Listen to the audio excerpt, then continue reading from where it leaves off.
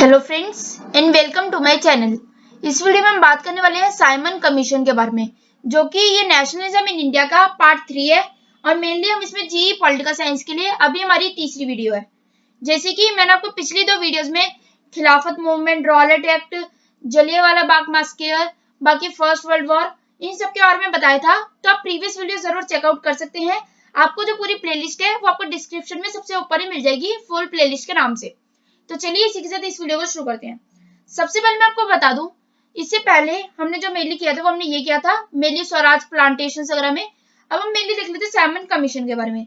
Simon commission जो थी वो मेनली कॉन्स्टिट्यूट होती थी by the tory government of the Britain under the pressure of mass movement in India. Sir John Simon जो कि chairman थे कमीशन के। अब आपको पता होगा इनका जो मोस्टली जो साइमन कमीशन नाम क्यों रखा गया है, क्योंकि वो मेनली सर जॉन साइमन के नाम पे ही रखा गया था। sought to look into the demands of nationalists and suggest changes in the constitutional structure of India। तो उन्होंने सोचा कि भाई मैंने लोगों का ये हो गया था कि अब तुम्हारे को सिर्फ फ्रीडम चाहिए, तो उन्होंने सोचा क्या एक काम ही करते हैं हम कि भाई लोगों को दिखाएंगे कि हम तो आपको फ्रीडम दे रहे हैं, पर हम अपना भी फायदा निकाल लेंगे और साथ में लोगों को बस ये दिखा देंगे देखो हम तुम्हारे लिए कितना फायदा करते हैं, तुम्हारे लिए तो हम सारा काम करते हैं। तो उन्होंने मेनली सोचा कि एक काम करते हैं, लोगों को हम दिखाते हैं कि हम तुम्हारे कॉन्स्टिट्यूशन में चेंजेस बनाने वाले हैं और जिसमें सारी की सारी तुम्हारी ही बातें लिखी जाएंगी, तुम्हारे लिए सब कुछ काम होगा। वो मेनली साइमन जो थे, जॉन साइमन, वो मेनली अराइव होते हैं इंडिया में 1928 में, मतलब कि वो 1928 में इंडिया में आते हैं।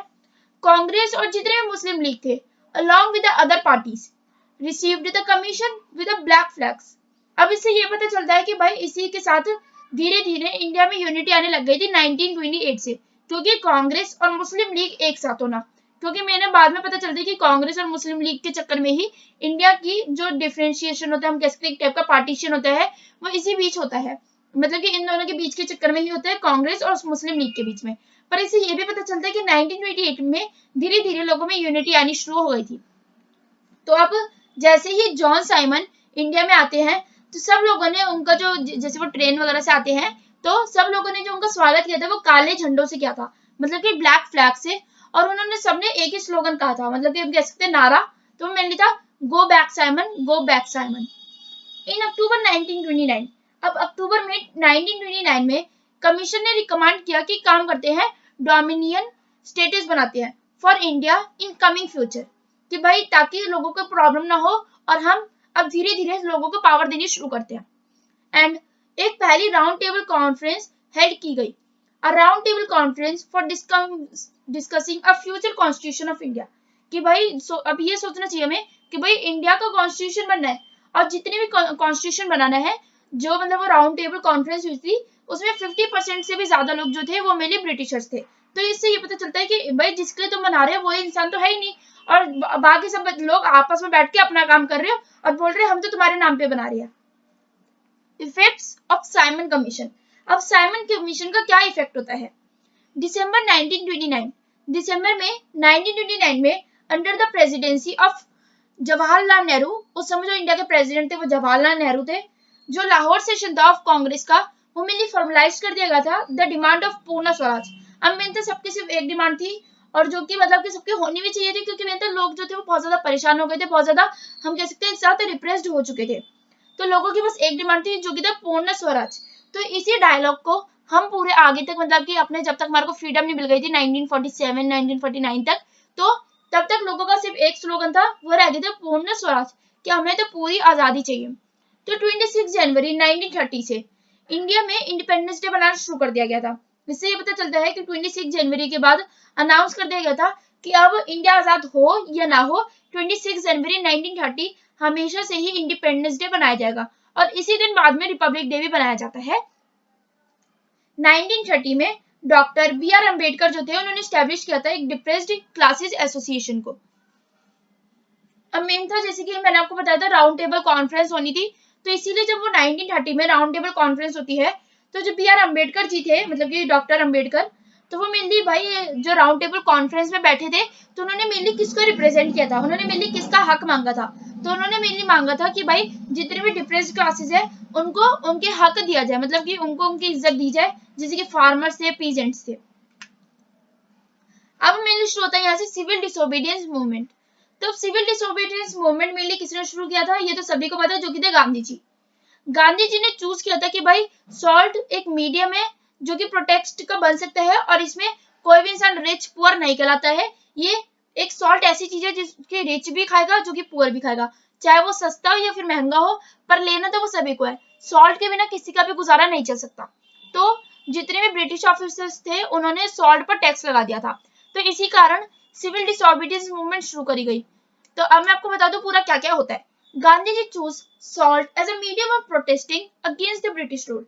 तो उन्होंने सोचा एक काम करते हैं, अब हम सॉल्ट को ही चूज करते हैं ब्रिटिश रूल के अगेंस्ट जाने के लिए, as salt was something consumed by rich and poor alike. तो अब एक सॉल्ट एक ऐसी चीज है जो कि रिच भी लोग खाते हैं, मतलब कि अमीर लोग भी खाएंगे और गरीब लोग भी खाएंगे।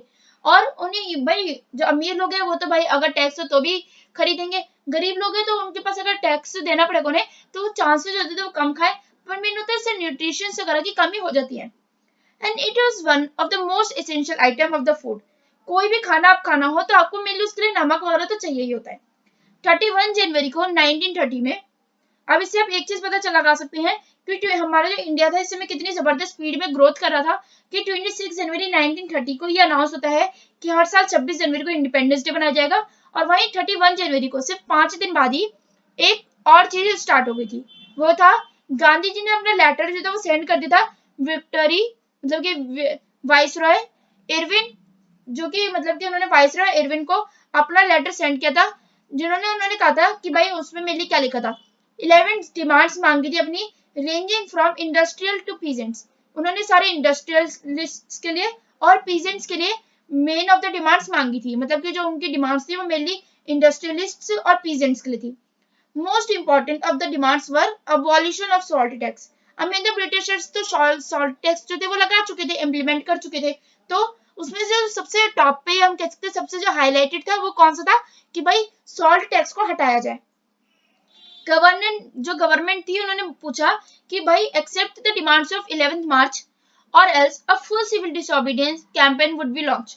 कि या तो आप अपने जो हमारे डिमांड्स है इसे फुलफिल कर लो, इसे मतलब कि पूरा अच्छे से मतलब हम कह सकते हैं टाइप का रिजॉल्व कर दो जो भी हमारी डिमांड्स है, और अगर तुम ये चीजें नहीं कर पाते हो तो 11 मार्च को हम सिविल डिसोबीडियंस मूवमेंट शुरू करने वाले हैं।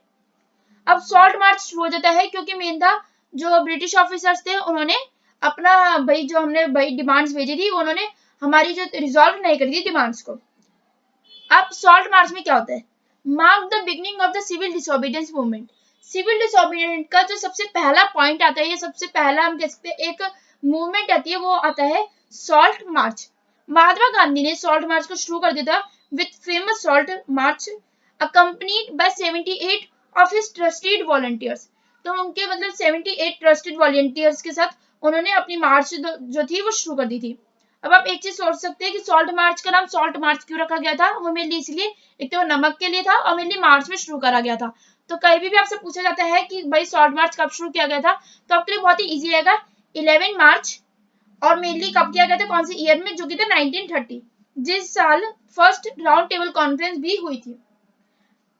Started from the Mahatma Gandhi आश्रम। तो मेनली जो डिस्टेंस था ये 240 माइल्स का था, और मेनली कहां से कहां तक का था, तो ये मेनली था महात्मा गांधी के आश्रम से लेके जो कि साबरमती में है टू गुजरात के कोस्टल टाउन तक of Dandi, spanning a distance of 240 miles. अब 6 अप्रैल को 1930 में, अब हमारे जो मतलब कि हम कह सकते हैं कि 11 को हमने शुरू किया और 6 अप्रैल तक जो गांधी जी थे वो रीच कर चुके थे, मतलब कि वो पहुंच चुके थे अपना डांडी तक।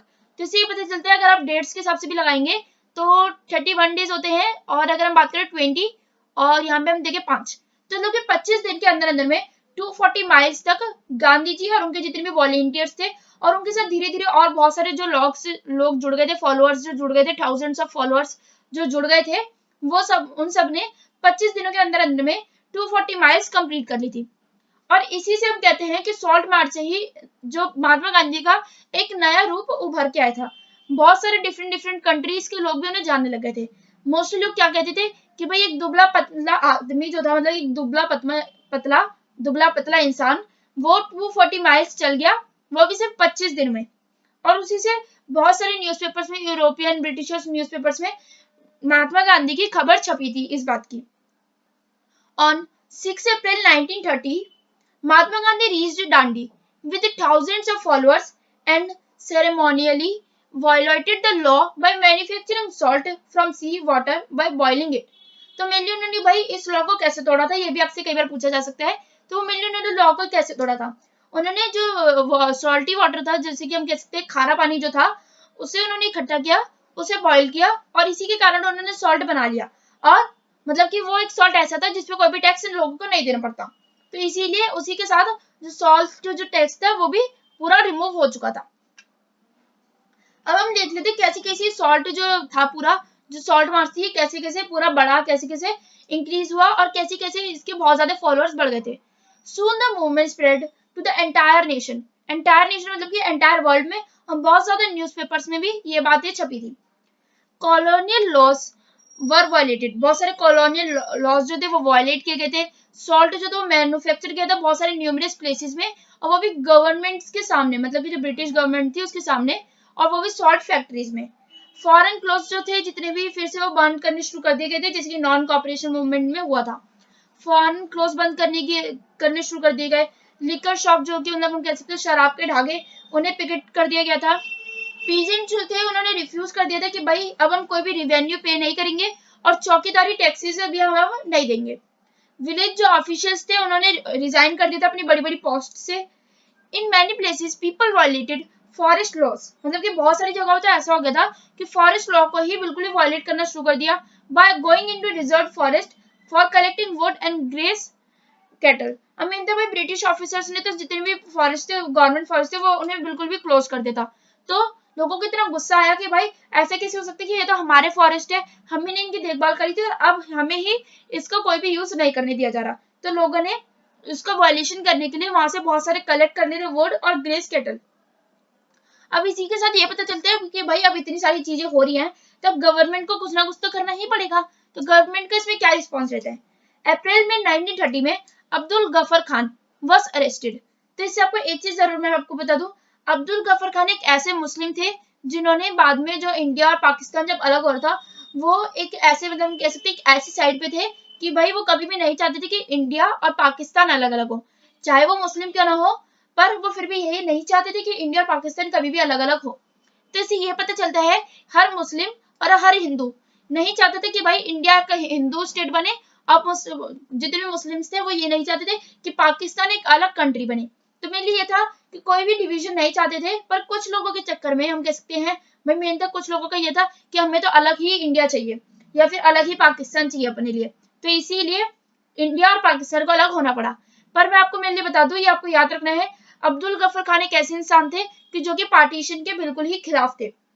इन मई 1930 गांधी जी वर अरेस्टेड। तो इससे पता चलता है कि दो बड़े बड़े लीडर्स उस समय के अरेस्ट हो गए थे, अब्दुल गफर खान और गांधी जी 1930 में। पर एक अप्रैल में हुए थे और एक मई में, इन दोनों का आपको जरूर याद रखना है। और जैसे आपको ये बात मैं बता दूं कि भाई मई में 1930 में गांधी जी अरेस्ट हो गए थे, तो इससे आपको एक बात याद आनी चाहिए थी, जो कि था फर्स्ट राउंड टेबल कॉन्फ्रेंस कब हुई थी। तो वो हुई थी 1930s में ही, जिसके कारण जो गांधी जी और अब्दुल गफर खान अरेस्ट हो गए थे दोनों, इसी कारण पे दोनों ही राउंड टेबल कॉन्फ्रेंस जो कि फर्स्ट वाली थी उसको अटेंड नहीं कर पाए थे, क्योंकि वो दोनों ही उस समय जेल में थे।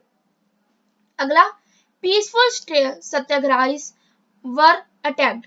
जितने भी लोग जो थे कि भाई जो ऐसे थे कि भाई हम तो शांति पूर्वक हम अपना मतलब लड़ाई करते रहेंगे, पर वो बिल्कुल भी वायलेट नहीं करे थे, उन्हें भी बहुत सारे लोगों को अटैक कर दिए गए थे, बहुत सारे लोगों के ऊपर वुमेन और जितने भी बच्चे थे उनको बहुत ज्यादा मारा गया था गवर्नमेंट के द्वारा, और मोर देन मतलब कि अबाउट 1 लाख जो पीपल थे उन्हें अरेस्ट कर लिया गया था।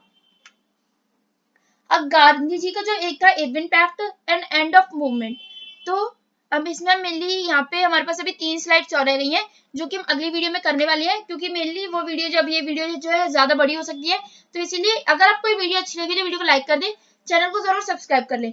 अब इसका लास्ट पार्ट आने वाला है जो कि होने वाला है पार्ट 4। पर मैं आपको पहले बता दूं, हर चैप्टर की कम से कम मैं आपको 10 से 20 वीडियोस प्रोवाइड करने वाली हूँ, क्योंकि मेन होता है कॉलेज में कभी भी आपको कोई भी आंसर 2 या 3 नंबर का नहीं आता, कि मतलब कि 2 या 3 नंबर के क्वेश्चन आ रहे जैसे स्कूल्स में, तो इसीलिए आपको बड़े बड़े आंसर्स लिखने आ सके, जिसके कुछ आप यहाँ से उठा सकते हैं, कुछ आप दूसरे आंसर्स में से उठा सकते हैं, इसी से आपके नंबर जो है वो ज्यादा अच्छे से इंक्रीज भी होते हैं और बढ़ते भी हैं। तो चलिए वीडियो को एंड करते हैं। अगर अभी तक आपने मेरी जी पॉलिटिकल साइंस की प्लेलिस्ट चेकआउट नहीं करी है तो आप उसे भी चेकआउट कर सकते हैं, और बाकी मेरे चैनल पे इस समय इंग्लिश ऑनर्स की भी तैयारी चल रही है, और AECC इंग्लिश की भी। तो अगर आपको कोई भी उसकी तैयारी चाहिए तो आप नीचे कमेंट करके बता सकते हैं कि अगर आपको प्लेलिस्ट चाहिए, बाकी वरना आपको चैनल पे भी प्लेलिस्ट मिल जाएगी। वीडियो को एंड करते हैं। वीडियो अच्छी लगी तो वीडियो को लाइक करें, चैनल को जरूर सब्सक्राइब कर लें। तब तक के लिए thanks for watching, bye bye.